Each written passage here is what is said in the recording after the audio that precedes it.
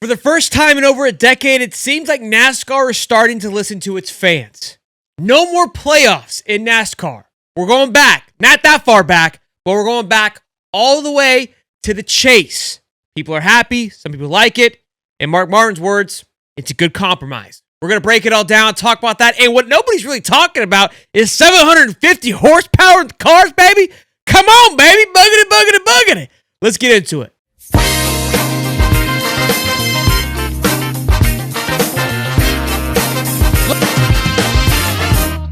Ladies and gentlemen, welcome to High Top Sports NASCAR. If you are new here, be sure to smash the like button and subscribe. If you're coming from our main sports channel, High Top Sports, welcome back. Welcome to the family. If you guys just want to follow NASCAR, this is where place is going to be. We're going to be covering the 2026 season for the first time ever here at High Top, and I felt like there was no better time than to dive into it than to this new world of what's now being called the chase or back to the chase here into NASCAR. And I got to be quite honest with you, I find myself very excited for this new layout away from what it was. And I also have to be honest with you, I get it from a motocross perspective to a ball perspective, why your typical NASCAR fans weren't big fans of the playoffs, right? And I get it.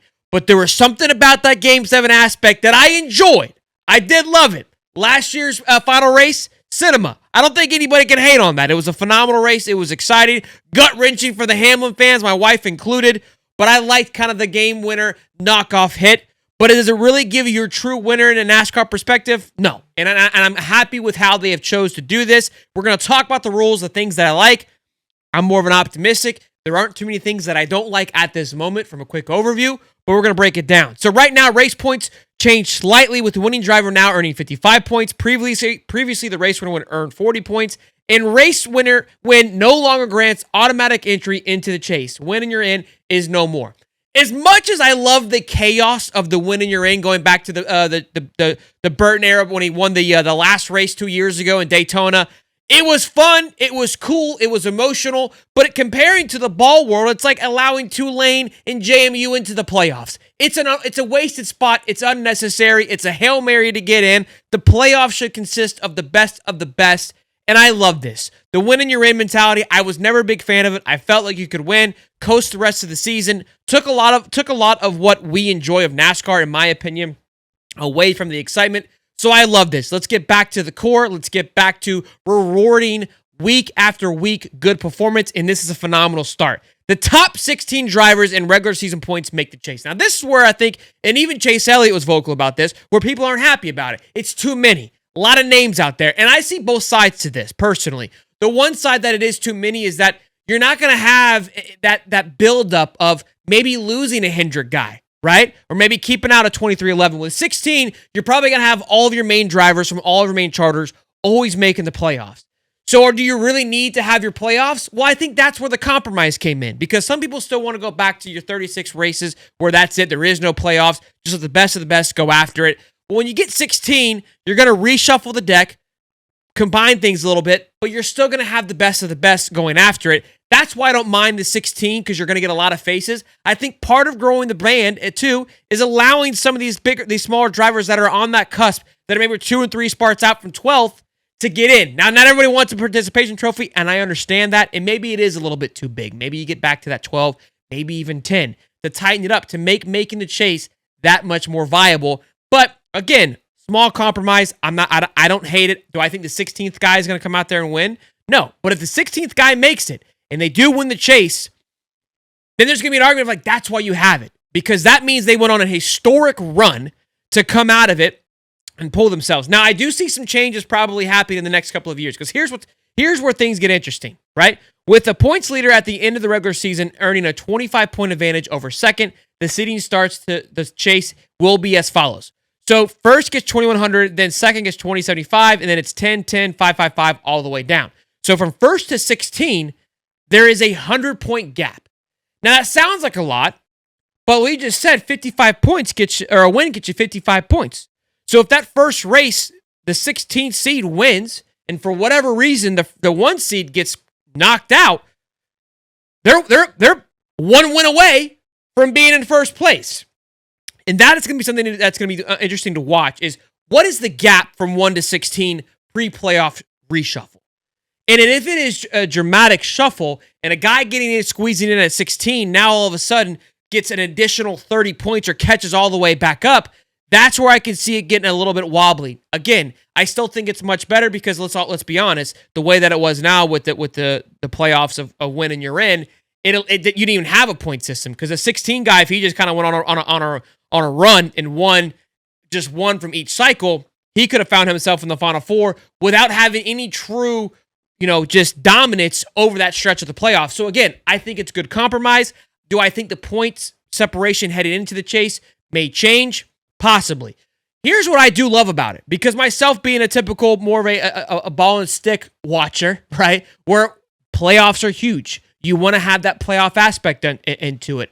And that's where I think people have to understand where the compromise comes into. You've got sponsorships, deals, TV deals. Everyone knows that you may or may not want to hear it, but if those last 6 races become irrelevant because you have your crown, your champion before those 6 weeks, you're going to lose money. And money drives everything. And that's the key point here is you've got interest year-round, in my opinion, this way. For people saying that, okay, the first 26 races don't matter, I don't find that to be the case at all, because there is some excitement that we'll find, okay, who's going to have the lead headed into the playoffs, who's getting hot going into the chase, who's just going to squeeze in, could we see a Cinderella story? And I think now we can see a true Cinderella story, in my opinion, where some guys are going to be able to have some success. When I think about it last year, Mr. Buscher was somebody who just couldn't get probably lost a lot of spots due to just guys getting one win and they're in. Mr. Buscher's in the playoffs the last couple of years. And this guy, talk about Mr. Consistent, he lives in consistency, lives in and races aggressively. Really excited to see how Mr. Buscher is going to fare from this and how other drivers are going to fare from this. Ryan Blaney probably may not make the playoffs last year. I think he probably still would have, but he had himself a down year and really took advantage of the fact that, hey, win and we're in. It's okay if you have a blow-up kind of race.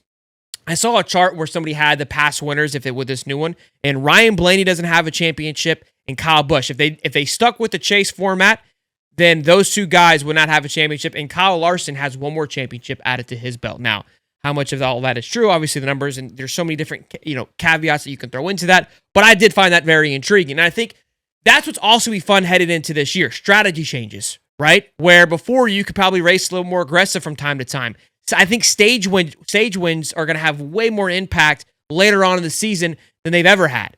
So that might be a little bit interesting to watch as the season unfolds of how intrigued are they by it. I'm sure they'll have a full analytical team of where can we get our best advantages on? Is it winning stages? Is it being aggressive? Or is it waiting around and then being aggressive towards the back half of the race? All those things are going to be fun to watch that I'm looking forward to. And then most importantly, another big factor, again, that nobody is talking about is the new cars. I think that was a huge complaint last year, especially from Denny Hamlin and a lot of guys, where there were just races where the cars were getting in the way of it being fun to watch, right? Because everything was just slow. Nobody could pass. You just couldn't get what you wanted out of the race cars. Denny Hamlin spoke about it a lot, and we saw it. Again, I think that the Busch series showed a lot more excitement in different tracks and different races just based on the car being a little bit different. They're now moving from 600 horsepower to 750 horsepower. So we're going to have a lot more action on these short courses and road courses, guys being able to make passes and make moves, more mistakes, if you will. It's going to be interesting to see how these drivers adjust, especially the young guys versus the old guys. Could this be an advantage for someone like a Kyle Busch that's kind of been sliding down in the pack for the last couple of years? Could it be an advantage, a huge advantage early on for somebody like a Denny Hamlin? Christopher Bell started off hot last year, the best average finishing driver for last year. Does he struggle with it being a newer and younger driver? So all these things I am more excited about than the playoff chase that's happening is I'm hoping to get better, more intriguing races with the adjustment of this car. Now, will it fix everything? I don't know, but I do think it's a good start. And huge shout out to Mark Martin for getting involved to this. Being a massive voice, there was a clip from one of the executives saying that, look, if Mark doesn't chime in here, we probably have an alternative to what we had last year. We have an alternative to your win and your in style playoff versus now we went backwards. We realized what our fans want, who we are as an organization. We're motorsports. We're not a ball and stick sport. We need to understand who we are, lean into our identity, and get after it. It's something I've always found very interesting of what is it that they are missing? How can you How can you play a little bit to the new age, but continue to please the old age? A thought that I've had, but again, history plays a factor, is having more kind of iconic races throughout the year, like your Daytona 500 in the beginning. Having some more, I would say staple wins. Maybe you throw in a couple of big races throughout the year that you get more points and put more catalyst on those types of races. Maybe that kind of adds to some flavors of winning throughout the regular season if you want to add some juice. Something I'm intrigued about that I don't know if they'll do this year based on these new changes. They had that in-tournament playoff that I liked. Again, I like kind of the gimmicky stuff. That's me. Some of you may not like it, and I get that. I understand that. My Grampsy rolling in his grave. He probably heard me say this right now. I got to be quite honest with you. But as somebody who that comes more so and more associated with that ball and stick world, there are some things that I like. And so I got where they were trying to come from. But you got to know who your audience is. I'm going to watch rain or shine. I'm going to tune in to watch the boys go around that track. So really excited for the season up and coming. We'll continue to talk about it more and more as the year goes on. So if you guys enjoy this kind of content and enjoy the energy and are excited to hear what I have to say, you know what to do.